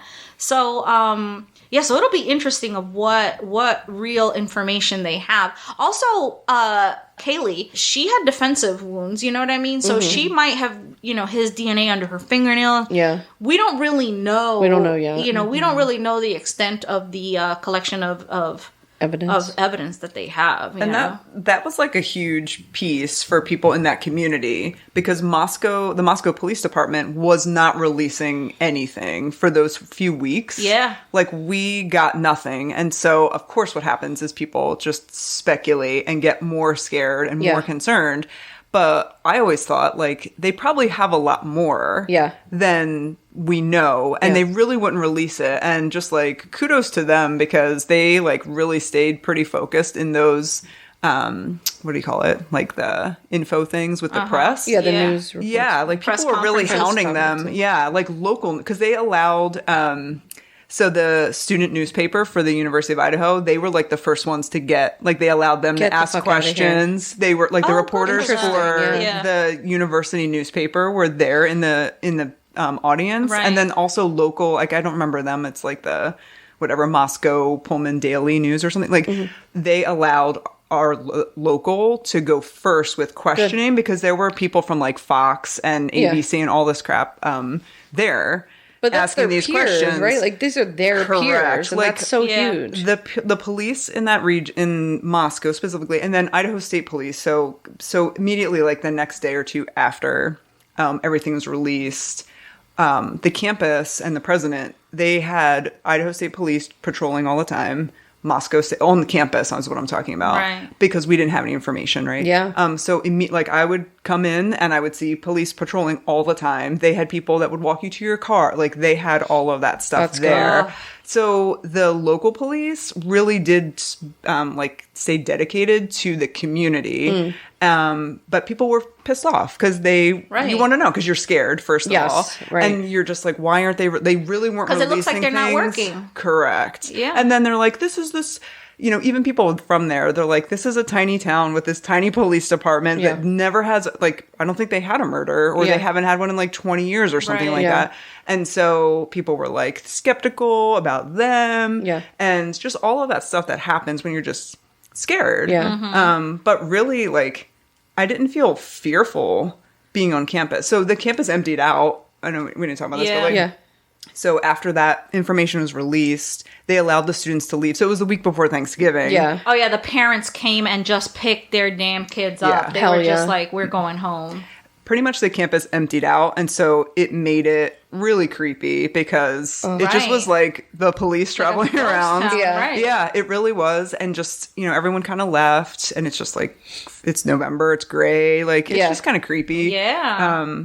But I didn't. It must have really hurt the economy too, because yeah, because typically they would be there, right? The students would be there, spending money, and and they allowed them to leave, right? And they allowed them to finish the semester out online, remotely, right? They didn't. So I guess thankfully, I don't know how as parents how you'd feel, but so they did release his they captured him the December 30th or something like that. So the next semester started January 14th. Right. And so the university did make the choice to say, we aren't really honoring remote at this, to finish come it out. Home, yeah. You come back to school. Yeah, come back. And actually a lot of students, as I would talk to students, they were happy to come back. They don't want that because after COVID and all the students, just pretty much missing out on education for all that time. They didn't really want to do that. Yeah. Right. So that is kind of what happened. And so, it was scary, but there was police presence. The local police did try to do what they could for the community. And again, everyone knew, and then people in the community would go to the police officers and give them food. They were working so much during that month or whatever. And people in the community would give things to the police officers, here's some food, here, it's just a very small space. Yeah. And the police officers have probably been working there for all of their career in this town, and they went to the university. Everyone is so connected to that. Right. It's just it was very family oriented as far as the feel. Yeah. So which one of the kids did you work with? I worked with Kaylee twice. To prior. Get her IT job? Yes. I forgot. When you told me that, it made me remember it. Yeah. I worked with her twice. I did Zoom meetings with her. I forget why she was wherever she was at her house or something like that. But yeah, because she graduated with a certain degree. Yeah. And she was like, I'm not going to do this. I'm going to do IT something. And I was like, okay. I heard initially she was going to teaching education or something. She was ed, and then I think she finished with general studies. Oh, okay. Is what I believe her degree is in, if I'm correct. But yeah, so I worked with her. And so, I recognized the name pretty quickly. Yeah. And it was really tough. It was really challenging to know that. But the other thing the university did is all of the people that worked at the counseling center, right? They had drop-in hours for weeks. You could go talk to someone at any time. And it was there for students. It was for faculty, staff, anybody that was on campus. I bet they were so overworked.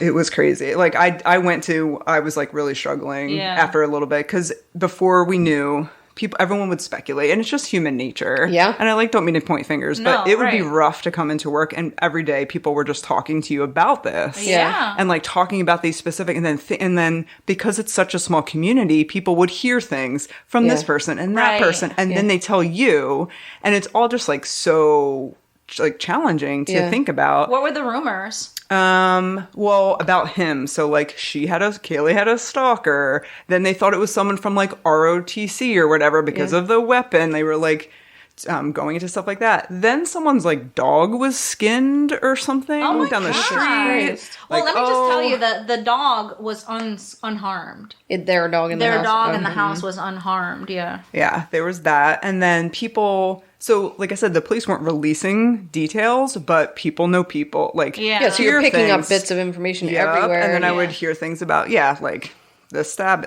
I didn't know all of the weapons right away, and then I heard it from other people before. Yeah. Right. That's how it kind of was happening. Yeah. Not all the time, but you couldn't separate yourself from that because everyone was just scared and sad and just so many emotions happen. Right. And so they had people counseling there, and I remember I went to one of the counseling people, and he was I was the one that spoke to the sorority so before they released, right, he went and spoke to the talked sorority. to them. Yeah. And I was like, oh my God. Like, I couldn't even imagine what that would have been like. Yeah. But that's like really kind of what it was. Just people kind of pulling together in that way. And I know that the news doesn't say that either. Sure. Like, how would you really know? And I would see, I would come into work. And when you come into the university, there's like the sign for the University of Idaho. There's like 2 entrances for it.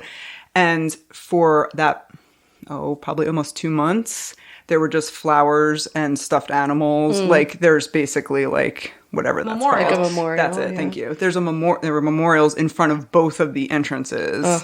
And so, like, you would see that each morning for like months on end. Yeah. And then that's where like the news crew, I would see the news crew like standing there, like filming stuff. Right. So that was always kind of there. It just was like, it throws you kind of into disarray. Sure. Because you're dealing with that like sadness from all of this, and then the fear and the uncertainty. And then there's all of this like media and all of this stuff. And it's just really interesting to kind of watch that play out. Yeah, exactly. Yeah. And then they were really, the university is very supportive. Yeah. If you needed things, like I said, they were there with like counseling and this and that, and just, people there were some people that were really close to them, I think, like staff and faculty that maybe like worked pretty closely. Right. And so I think that they had like some more freedom to kind of like take their time, not be there. It was a slow time too. Like, it was Thanksgiving. Yeah, you're almost and then done December, and then it was Christmas. Right, yeah. So yeah. But thankfully, like, they caught him right away, and you know what I mean? Because these things could go on for years, you know? Mm-hmm. What's interesting, or I guess interesting is not the right word, but what I will be interested to hear as things sort of start to come out is like, what the hell was his what was his motive? Like, I don't think we'll ever get that, Dana. Mm-hmm. I think that he is going to be... Because that's the part, right? You're just like, what the fuck did you wake up and kill all these people for? Well, so when you were talking about the Reddit thing for him, and like while he was researching, so this makes you think like chicken or the egg, right? Did he study criminology because he was like fucked in the head and was already thinking this shit, and then opted to go study the shit so he could go live it out? Better at it, Or was he like relatively not into that shit, or like not everything about it, and then studied it and was like, oh, maybe now I can do idea. this now, or something like that. Yeah, a little bit into his background, he was a very odd little guy, and heavy set. So through high school, he would get picked on. Everybody says that, you know what I mean? Like, he would get picked on by the girls or whatever. He was just awkward and weird. And so then he got himself into like heroin or whatever, and went to rehab, lost 100 pounds or whatever. And then his friends say that he started to change after that. Like, almost like, he started heroin will do that to you. Well, yeah. But so he loses all this weight, and but it comes out like that he was bullying people right back, you know? Like, he wasn't exactly innocent about it. And also, like, fuck you. Like, a lot of people get bullied and don't fucking we're kind of like, when we were younger, when I was younger, and, like, Columbine happened when I was in high school, you know? And it was, like, the huge, like, backlash was, like, we can't bully anybody anymore. And we shouldn't, right? Like, that fucking is crazy. And, like, whatever. But I think it sort of has swung a little bit the other way of, like, let's figure out the root of this, and not necessarily like, well, we should feel bad for him because he, like, people weren't nice to him. Like, no one's fucking nice to anyone ever. He was odd in the sense that, like, the local bars had his ID on file. Like, he harasses people. He creeps the girls out. He follows them to the car. He is a fucking creep. He's, you know what I mean? He's making people feel uncomfortable. Yeah. Now, I don't give a fuck if you bully that type of person. Yeah. I'm sorry. Yeah. Yeah. You know what I mean? Yeah. But he had no social skills, and he was weird. He was just... And that's the kind of stuff, too, that, like, you see... not so weird that you're, like, scared of him. You know what I'm saying? Yeah, he's a creep. There's, like, a total difference. Because, like, those are the people that you, like, kind of have to be... You're almost less afraid of the kid that, like, flips out and flips the desk in class. Because, they're just angry. Exactly. They're not mad at you, specifically. Like, they got shit going on at home or whatever. But, like, the creep that, like, walks quietly behind you, you're like, hate that guy. Yeah. Yeah. Because when they act out, they're getting it out. Like, that's, like, they're releasing their anger in front of you. And you're like, cool. this sucked. The table's on the floor. My fucking drink's on the floor. Yeah. But at least you're not going to come and like attack me cut or whatever. me up in my sleep but when at you're night. quiet and like... Yeah, like holding it in, thinking about it and plotting or whatever the fuck you're doing. Yeah. Right. But you know, whatever. Like, we're never going to get to the, like, bottom of, like, gun control or whatever with these kids. But, like, and not that that is even relevant in this case, but my point is, like, you see these schools where, like, there's a class or there's a part of schooling that, like, all the kids get, like, some sort of mental health or all the kids get, like, whatever. And it does, like, I know a kid that went to a school like that and it, like, changed his life. You know what I mean? Like, not that he was, like, a bad kid but he was, like, a high anxiety kid. Stress where he would, like, chew his hands and, like, it created a situation where he was constantly having outbursts, and they pulled him from a regular school and put him in a school with, like, therapy was part of the day, and it changed the course of his life, you know? And it's like, I don't know, just like, it would be nice if there was a way to, like, make Single people out like that? No, make it, like, the norm of everybody. The norm of regular school. I've always said it. I work in a school, in an elementary school. Schools especially starting in an elementary school. Schools should be, from K to 12, should be institutions where there is medical, dental, and mental health. Yes. And all encompassing. Also social services. Yeah. They should be all encompassing for the child as well as the family. Yeah. And I've always said that. And we're right now in school 2.0 where they don't have any of that shit. Yeah. You have 700 students with one fucking school counselor. Yeah. A lot of things fall through the cracks. Yeah. Probably almost everything.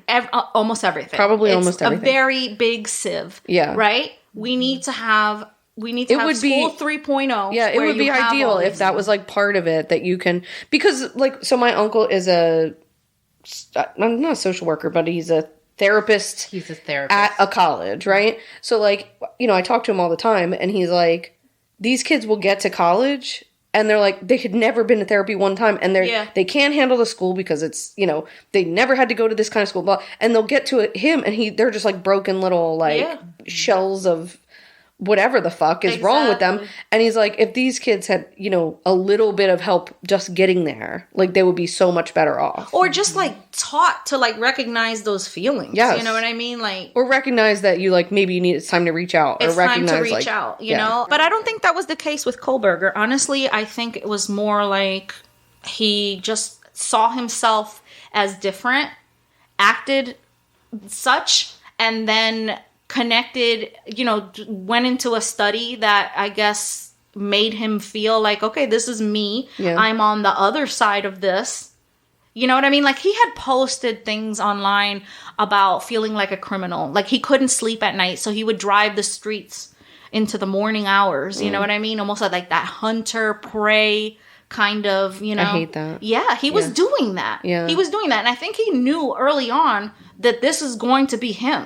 Mm-hmm. And after he murdered these people, he went back to the school, and he was allegedly murdered. All right, allegedly. After he allegedly murdered these 4 students, he went back to work. He was a teacher's assistant, and he was grading them all hundreds, and, like, whereas before he was like a hard ass, you know, teacher's assistant. Because, like, he was in a good mood? Yeah, he was, like, lighter. They said that he was, like, a little slightly disheveled, but that he was almost, like, on a high. Like, just more talkative, more, you know, and that's, like, worse than being... Like something had lifted off of his shoulders. Right. That's better. I mean, that's worse than, like, you know, if someone would have done that and then they were, like, feeling remorse and you could see that, like, someone... Like, this is worse, because, like... No. It's like good. He was almost like a christening. Like, he had come out of his chrysalis. He was now the butterfly. He had become what he had known he was all along. Yeah. I think he was trying to set himself up to be the world's greatest serial killer. Well, it's pretty ballsy to stay there. So think about what I'm saying to you, like, how small that area is, like, very close knit. Right. There's really nowhere for you to go. Like, you know what I mean? Like, to get out of there, to go to an airport, like, let's say you had to go to the airport, it's 80 miles away from you. Like, wow. Would it have been weird if he left? Like, it would have been suspicious. I think it would have been suspicious. Or were people leaving? Because you're saying, like, people were leaving.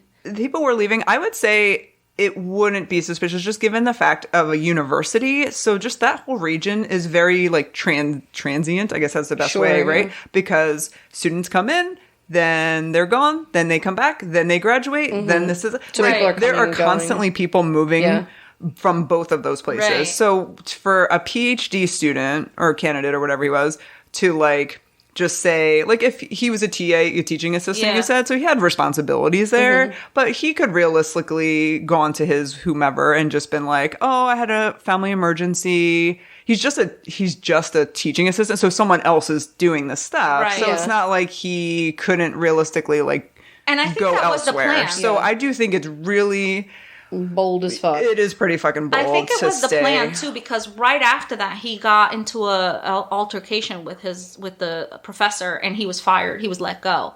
So then it was Christmas. You know what I'm saying? So I think something would have happened there where he would have left the area or something. You know, But I don't know. It also seems so strange that is the place he selected, like that region. So he, like I said, he'd only actually physically been in the area since August.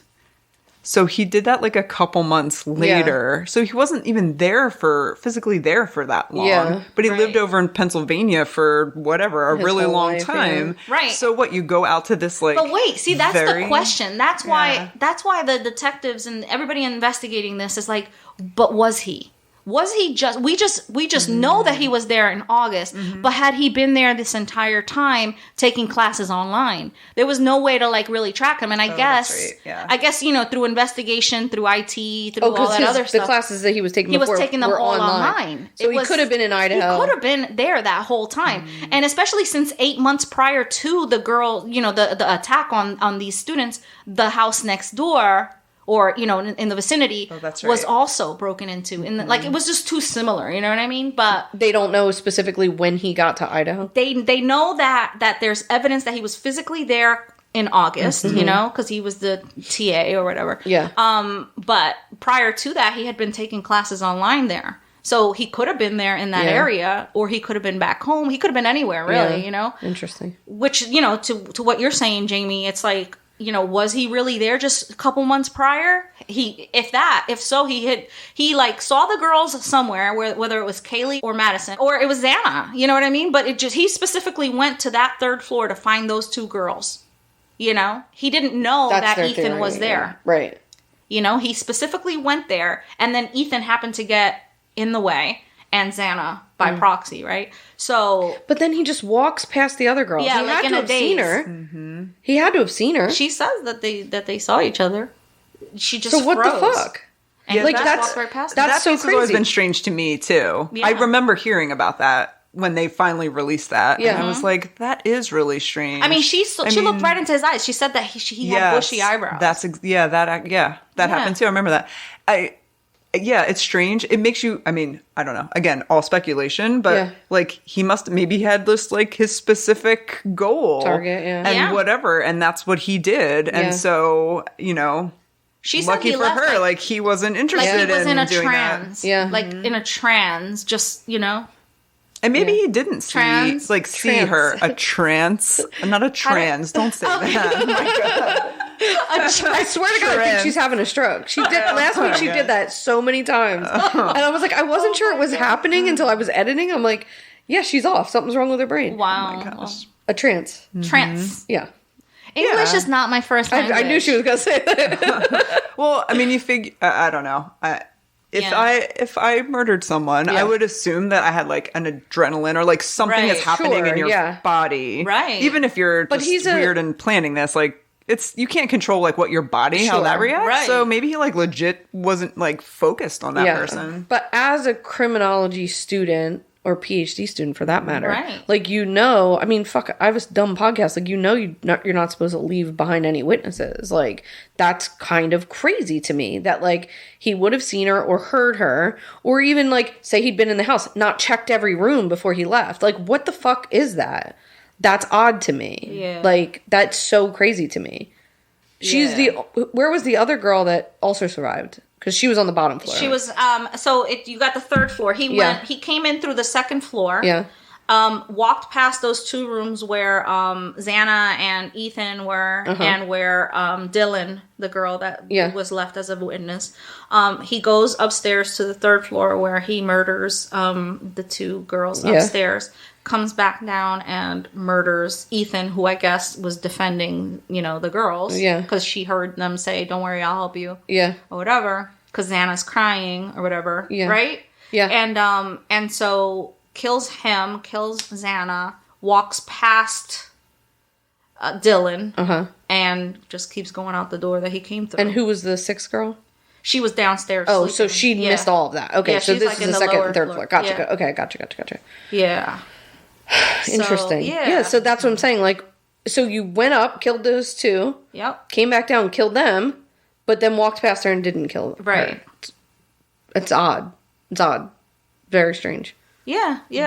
So that's I'm interested to find out what comes of that part of it. And like I said, I don't think that he will share anything of that Yeah. because he's an incel. Yeah.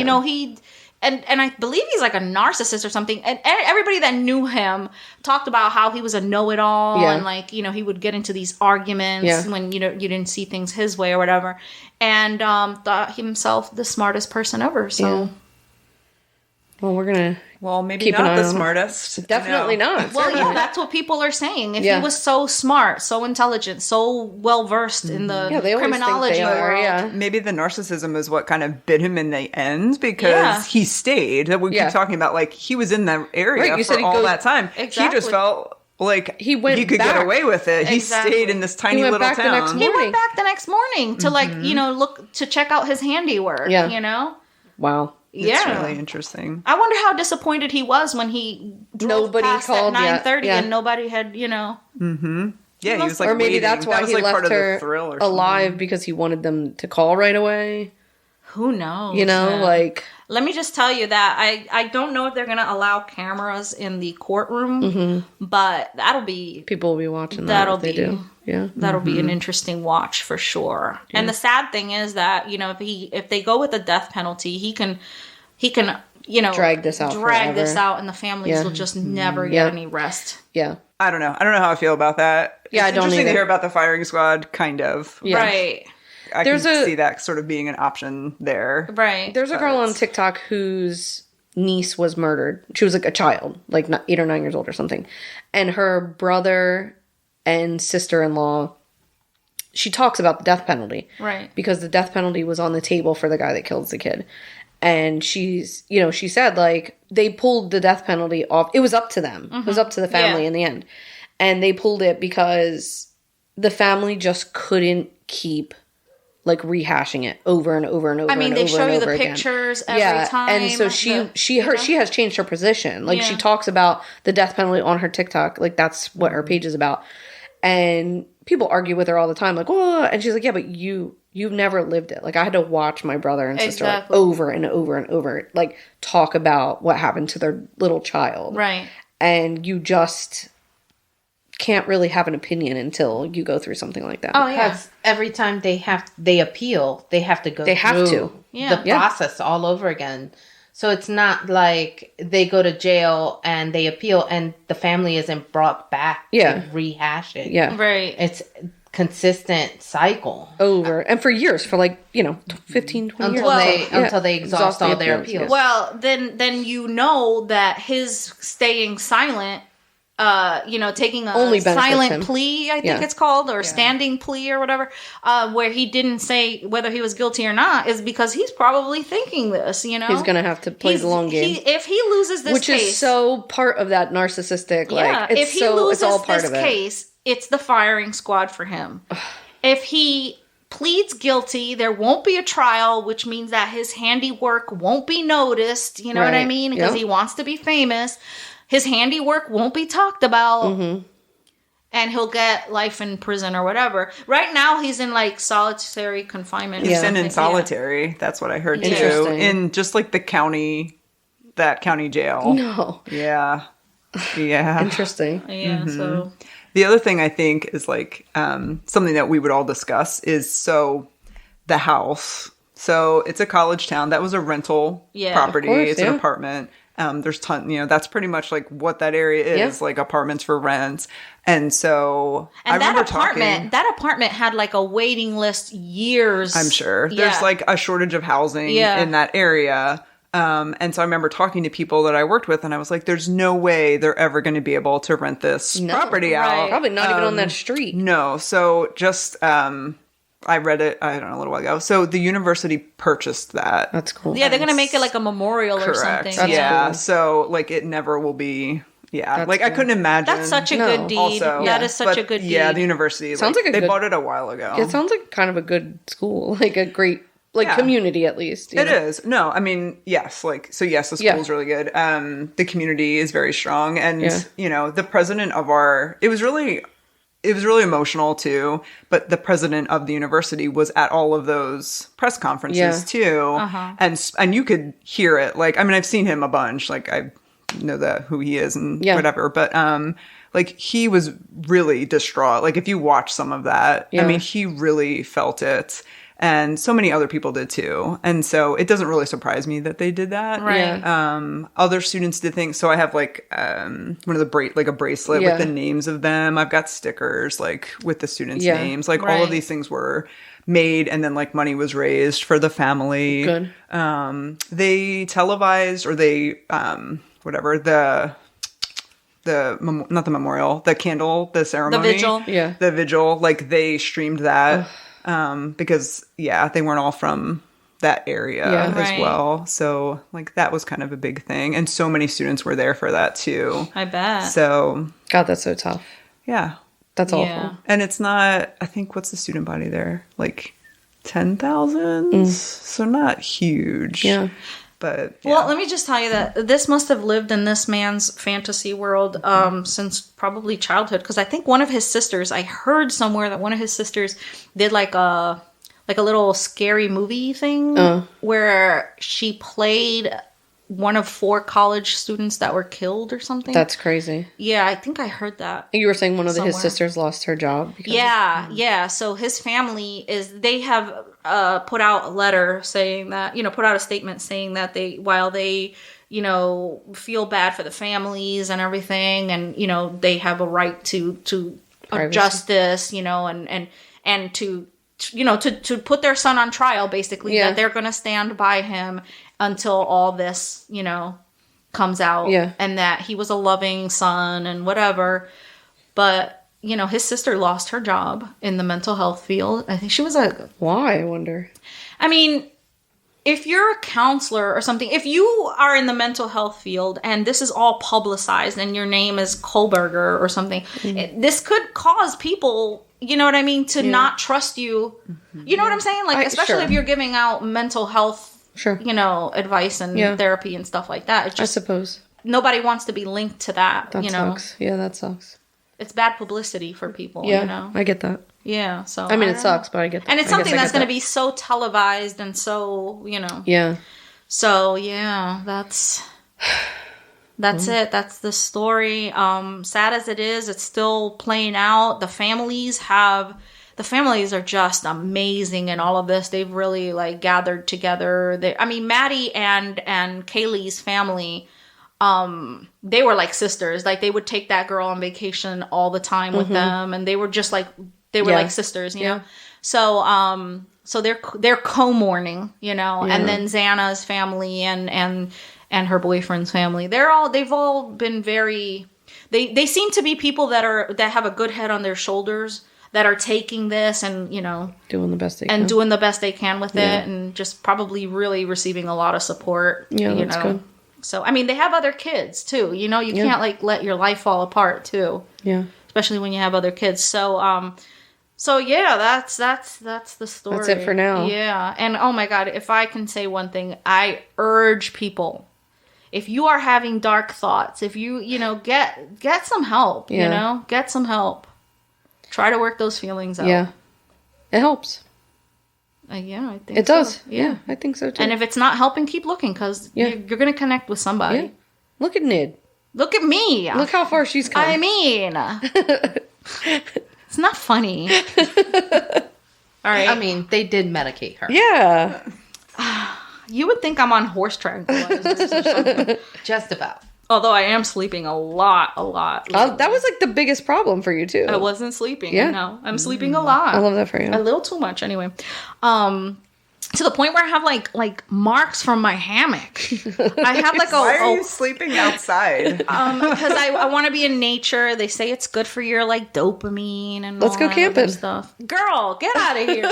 I'm ready to go. Let's go. All right, well that's it for us, and hopefully we'll see you next week. Yeah, but in the meantime, subscribe so you don't miss out. Listen, sign up for Patreon if you want to hear about my neighbor. Yeah. And I have another story that I'm going to share on Patreon, but I really can't talk about that. It's that one have you to can't, be. yeah. Yeah, definitely. So we have merch, we have Buy Me a Coffee, we have all that stuff. If you want to support us, the best way to do so is to share this podcast with someone or write a review that is 5 stars. Yeah, 5 stars. Right. Say whatever you want in the review, but yeah, 5 stars. Yeah, you can trash Dana all you want. Yeah, we don't care about that. Yeah, or Cindy. Anyway, you can connect with us on Facebook, Instagram, Twitter. TikTok, that's the other T. TikTok and all the other things, and maybe not Snapchat. But anyway, check you out next week. And remember, do not get taken to the second location. Be good or be good at hiding the body. Bye. Cheers. Are you okay? This is fucking loud. You're disgusting, and I hate you both.